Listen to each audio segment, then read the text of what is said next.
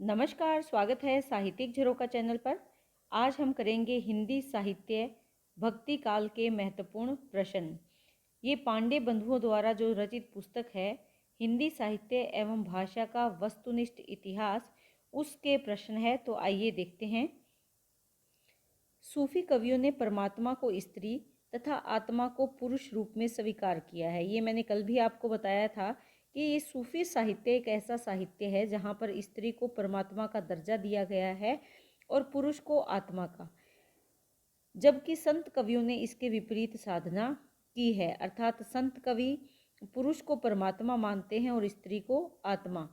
सूफी कवियों की प्रेम पद्धति में इश्क मजाजी यानी लौकिक प्रेम से इश्क हकीकी अलौकिक प्रेम तक पहुंचने की कोशिश है, यानी संसार से अलौकिक सत्ता की तरफ जाने का प्रयास सूफी कवियों ने किया है।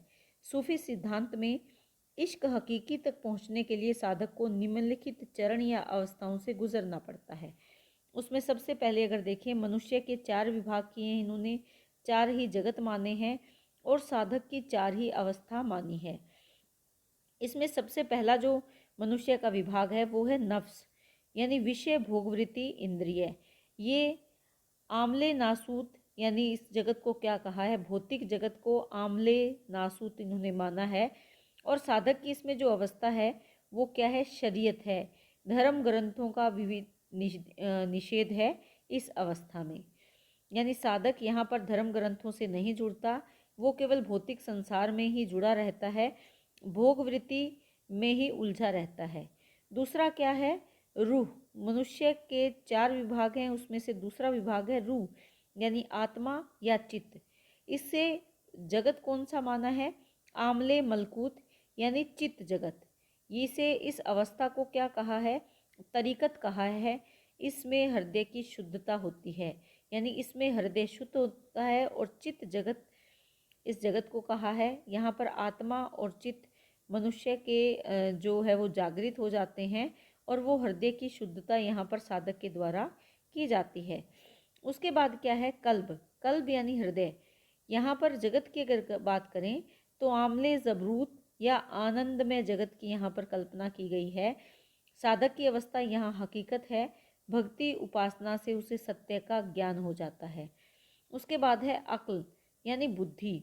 आमले लाहत, ब्रह्म जगत के बारे में उसे ज्ञान प्राप्त हो जाता है या ब्रह्म जगत के बारे में विचार किया जाता है। इस अवस्था को मार्फत कहा है, जहाँ पर सिद्धि प्राप्त हो जाती है या आत्मा और परमात्मा का मिलन हो जाता है। तो ये 4 विभाग हैं, इनको 4 ही जगत कहा है, भौतिक जगत, चित्त जगत, आनंदमय जगत और ब्रह्म जगत। जो ब्रह्म जगत है वो सर्वोपरि है, क्योंकि यहाँ पर आत्मा और परमात्मा का मिलन हो जाता है। उसके बाद बात करते हैं सुगुण धारा की। देखिए, सगुण भक्ति और उद्भव एवं विकास की अगर बात करें तो आचार्य रामचंद्र शुक्ल के अनुसार श्रद्धा और प्रेम के योग का नाम ही भक्ति है। जहाँ पर ईश्वर में हमारा विश्वास, हमारी श्रद्धा और प्रेम दोनों जब मिल जाते हैं तो क्या बनती है, भक्ति बनती है। भक्ति साहित्य में प्रस्थानत्री, उपनिषद, गीता तथा ब्रह्म सूत्र को कहा गया है। नारद भक्ति सूत्र में भक्ति के 11 भेद माने गए हैं, जो इस प्रकार से हैं। ये भक्ति सूत्र के 11 भेद हैं, आप एक बार इनको देख लें। और ये कहाँ पर हैं, माने गए हैं नारद भक्ति सूत्र में। उसके बाद है भागवत पुराण में नवधा भक्ति का उल्लेख है, जो कि निम्नलिखित है। 9 रूप भक्ति के, ये हमने कृष्ण काव्य में भी पढ़ा है। भागवत पुराण को आधार बनाकर यहाँ पर भी 9 रूपों का वर्णन किया गया है। वो कौन से हैं, श्रवण, कीर्तन, स्मरण, पाद सेवन, अर्चन, वंदन, दास्य, सख्य और आत्म निवेदन। यानी भगवान की भक्ति इस 9 तरीकों से की जा सकती है। वैष्णव धर्म में संप्रदाय सर्वप्रथम भागवत धर्म आता है। भागवत धर्म के बाद क्रमशः सात्विक, पंचरात्र और नारायणी धर्म का उदय होता है। लेकिन वैष्णव धर्म की जो भक्ति की विशेषता है वो यही है कि श्रवण के द्वारा, कीर्तन के द्वारा, ईश्वर को स्मरण करके, उसकी सेवा भाव से, उसकी अर्चना करके, उसकी वंदना करके, दास्य भाव अपनाकर, उसके साथ सखा जैसा तालमेल बिठाकर या स्वयं के लिए आत्म निवेदन करके ईश्वर को प्रसन्न किया जा सकता है। सात्वत धर्म के प्रवर्तक वासुदेव माने जाते हैं। पंचरात्र में रात्र शब्द का अर्थ ज्ञान है। इसका यानी अर्थ क्या है? ज्ञान है। रात्र से तात्पर्य क्या है? ज्ञान है। इस तरह के छोटे छोटे प्रश्न निकाल के पूछ लिए जाते हैं कि 5 रात्र में जो रात्र शब्द है इसका क्या तात्पर्य है, क्या अर्थ है? तो इसका अर्थ क्या है? ज्ञान है। परम तत्व, मुक्ति, भुक्ति, योग तथा विषय, इन पंचविध ज्ञान वचन को पंचरात्र धर्म कहा गया है। यानी यहाँ पर 5 बातें महत्वपूर्ण है। परम तत्व, मुक्ति, भुक्ति, योग तथा विषय। विषय यानी ये संसार। यहाँ इन 5 विद यानी इन पांचों का ज्ञान ही क्या है? पंचरात्र धर्म माना गया है। इसके बाद अगर हम देखें तो वैष्णव भक्ति का उदय दक्षिण भारत में हुआ है। दक्षिणी भारत से ही सगुण भक्ति की उत्पत्ति स्वीकार की जाती है। वैष्णव भक्ति का आधार भागवत महापुराण माना जाता है। वैष्णव भक्ति के आदि कौन है? आचार्य रामानुजाचार्य है, जिनसे इसका प्रारंभ माना गया है। वैष्णव भक्ति के संप्रदाय, आचार्य और दर्शन कुछ इस प्रकार से हैं। सबसे पहले यहाँ पर श्री संप्रदाय की बात करते हैं, जिसके प्रवर्तक रामानुजाचार्य हैं। इनका जन्म कब हुआ था? 1016 में, और इनकी मृत्यु हुई थी 1127 ईस्वी में। इनके गुरु थे यादव प्रकाश, और इनका जो दर्शन है वो है विशिष्टाद्वैतवाद।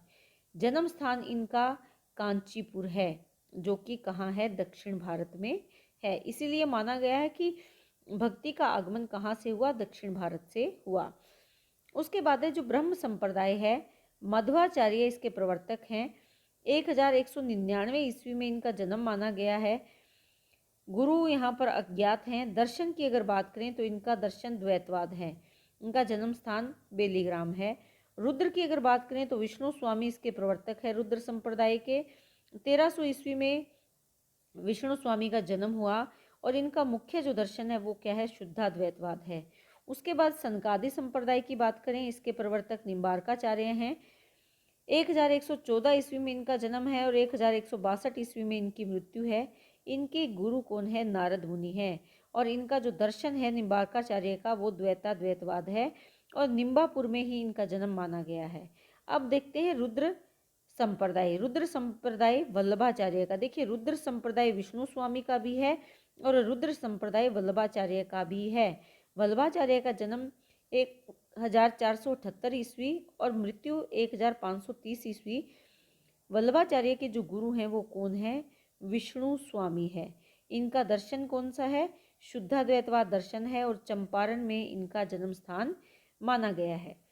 उसके बाद रुद्र संप्रदाय के आदि प्रवर्तक यहाँ पर कौन है? विष्णु स्वामी है।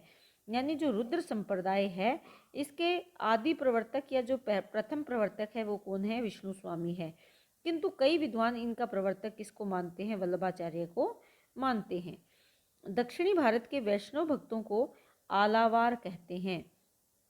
आलावारों ने कृष्ण और राम दोनों की ही आराधना की है। आलावारों का संबंध दक्षिणी भारत के केरल प्रांत से था, और इनकी संख्या कितनी मानी गई है? 12 मानी गई है। इसमें देखिए, अगर प्रमुख आलावारों की अगर बात करें तो ये 12 हैं, लेकिन यहाँ पर जो ध्यान देने योग्य बात क्या है कि जो तमिल नाम है वो भी यहाँ पर दिए हैं, और संस्कृत में उनको किस नाम से जाना जाता है वो भी यहाँ पर बताया गया है। यहाँ पर जो षटकोपाचार्य है ये राम की पादुका के अवतार हैं। यहाँ पर आपको ये ध्यान में रखना है। आलावार संतों में सर्वाधिक लोकप्रिय रहे हैं षटकोप, और इन्होंने इनकी जो पुस्तकें हैं तिरुवायमोली, तिरुविरुत्तम, तिरुवर्ग सरियत तथा पेरियतरु वंदादि, सहस्र गीति, ये इनकी प्रमुख पुस्तकें हैं या इनकी रचनाएं हैं। यहाँ पर जो आंडाल आलावार है ये यहाँ की महिला संत मानी गई है। आलावारों में जो महिला संत है वो कौन सी है? आंडाल आलावार। ये भी आप यहाँ पर विशेष रूप से ध्यान में रखेंगे। इसके साथ अगर आगे देखते हैं हम, 7वें आलावार जो संत हैं वो हैं केरल के चेरवंशी राजा कुलशेखर। 7वें आलावार संत केरल के चेरवंशी राजा कुलशेखर ने पेरुमाल तिरुभोवी नामक ग्रंथ की रचना की। ये 7वें स्थान पर हैं, ये आप ध्यान में रखें। आलावार संत है। इन्होंने जो रचना की है उसका नाम यहाँ पर क्या है, पेरुमाल तिरुभोवी, ये इनकी प्रमुख रचना है। इसके बाद देखें तो आलावार संतों में जो लोक प्रचलित 4000 पदों की नलियार दिव्य प्रबंधम शीर्षक से 4 भागों में रंगनाथ मुनि या रघुनाथाचार्य ने संकलित किया है। यानी आलावार संतों में जो लोक में प्रचलित थे वो 4000 पद प्रमुख रूप से प्रचलित थे, और इन 4000 पदों को संकलित किसने किया, रंगनाथ मुनि ने किया। और किस पुस्तक में किया, नलियार दिव्य प्रबंधम में। रघुनाथाचार्य या रंगनाथ मुनि को श्री संप्रदाय का प्रथम आचार्य भी माना गया है। किसको माना गया है, यह ध्यान में रखिए, रघुनाथाचार्य या रंगनाथ मुनि को ही श्री संप्रदाय का प्रथम आचार्य माना गया है। इनका जन्म 824 ईस्वी में और मृत्यु 924 ईस्वी में हुई। रंगनाथ मुनि को न्याय तत्व नामक एक दार्शनिक ग्रंथ संस्कृत में भी लिखा है। श्री संप्रदाय के प्रवर्तक रामानुजाचार्य के पूर्ववर्ती आचार्य काल क्रमानुसार इस प्रकार से हैं। यानी जो रामानुजाचार्य हैं उनसे पहले जो आचार्य हुए उसमें सबसे पहले रंगनाथ मुनि हैं, उसके बाद पुंडरीकाक्ष है, उसके बाद राम मिश्र यामुनाचार्य, और उसके बाद स्थान आता है रामानुजाचार्य का। श्री संप्रदाय के चतुर्थ आचार्य यमुनाचार्य हैं, जिनका जन्म 916 ईस्वी में माना गया है और उनकी मृत्यु 1040 ईस्वी में। इन्होंने सिद्धित्रय, आगम प्रमाणे, गीतार्थ संग्रह आदि दार्शनिक ग्रंथों की रचना की है। किसने की है, यमुनाचार्य ने। श्री संप्रदाय में राम को आराध्य माना जाता है तथा ब्रह्म, रुद्र और संकादि में कृष्ण को आराध्य स्वीकार किया गया है। तो यहाँ पर आप ध्यान में रखें कि जब श्री संप्रदाय की बात आ रही है तो यहाँ पर प्रमुख कौन है, राम है। लेकिन इसके साथ जहाँ ब्रह्म, रुद्र, संकादि संप्रदाय की अगर बात आ रही है तो वहाँ पर प्रमुख कौन है, कृष्ण है। अहिंसावाद और परपत्तिवाद वैष्णव संप्रदाय का ही विशिष्ट है। यानी वैष्णव संप्रदाय में ही इस विचार को महत्व दिया है, अहिंसावाद और परपत्तिवाद। परपत्तिवाद को शरणागति भी कहा जाता है। वैष्णव संप्रदाय में परपत्ति या शरणागति के 6 अंग माने गए हैं। यानी शरण में आ जाना, किसके शरण में, अपने प्रभु के शरण में। अनुकूल का संकल्प, प्रतिकूल का त्याग, कि अनुकूल रखने का संकल्प लिया जाता है, प्रतिकूल का त्याग कर दिया जाता है। रक्षा का विश्वास दिया जाता है। गोत्रित्व, वर्ण, आत्म निक्षेप और कार्पण्यता, ये इसके प्रमुख यहाँ पर क्या माने गए हैं, अंग माने गए हैं। किसके, परपत्तिवाद के या प्रभु के चरणों में यानी शरणागति के। शंकराचार्य का जन्म 8वीं शताब्दी के आसपास कहाँ हुआ था, केरल में हुआ था। और शंकराचार्य ने अद्वैत वेदांत की स्थापना की तथा प्रस्थानत्रयी का भाष्य भी किया। शंकराचार्य के गुरु का नाम क्या है, गोविंद योगी था। और शंकराचार्य ने समार्थ संप्रदाय का प्रवर्तन किया जो कि पंच देवोपासना पर आधारित है। शंकराचार्य से जुड़ा हुआ संप्रदाय कौन सा है, समार्थ संप्रदाय है। कुछ विद्वान शंकराचार्य को प्रच्छन्न बोध भी कहते हैं क्योंकि इनके गुरु के गुरु गौड़पाद बोध थे। दक्षिण के शैव भक्तों को नयनार कहा जाता है और इनकी संख्या कितनी बताई गई है, 63 बताई गई है। हजारी प्रसाद द्विवेदी इनकी संख्या 67 भी मानते हैं। नामवर सिंह इनकी संख्या 267 मानते हैं। और ये जो संख्या 63 बताई है, ये किसने बताई है, ये राहुल सांकृत्यायन ने बताई है। यहाँ पर अगर हम नयनार की बात करें तो ये तमिल भाषा का शब्द है और इसका अर्थ क्या है, समर्पित, यानी समर्पित हो जाना। यहाँ पर अगर हम देखें इनसे उत्तरी भारत में जो शैव संप्रदाय है उस का प्रवर्तन यहाँ पर हुआ है। दक्षिण के आलावार संतों की भाषा कौन सी थी, तमिल थी। आलावारों में प्रसिद्ध एकमात्र महिला संत कौन है, आंडाल है, जिनको संस्कृत में गोदा कहा गया। वैसे उनको दक्षिण की मीरा कहा जाता है। यानी प्रश्न अगर आ जाता है कि दक्षिण की मीरा के नाम से किसको जाना जाता है तो वो महिला संत जो आलावारों में शामिल है वो आंडाल है। इसके बाद हम अगर सगुण काव्यधारा की बात करें, राम भक्ति शाखा की, तो यहाँ पर आलावार भक्तों में षटकोप को राम भक्ति का प्रथम कवि माना गया है।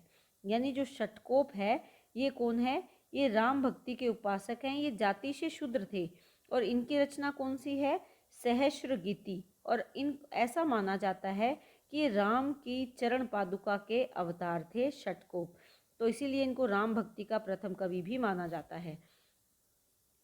7वें आलावार कुलशेखर भी राम के अनन्य भक्त थे। श्री संप्रदाय के आदि आचार्य रंगनाथ मुनि को राम भक्ति परंपरा का प्रथम आचार्य माना जाता है।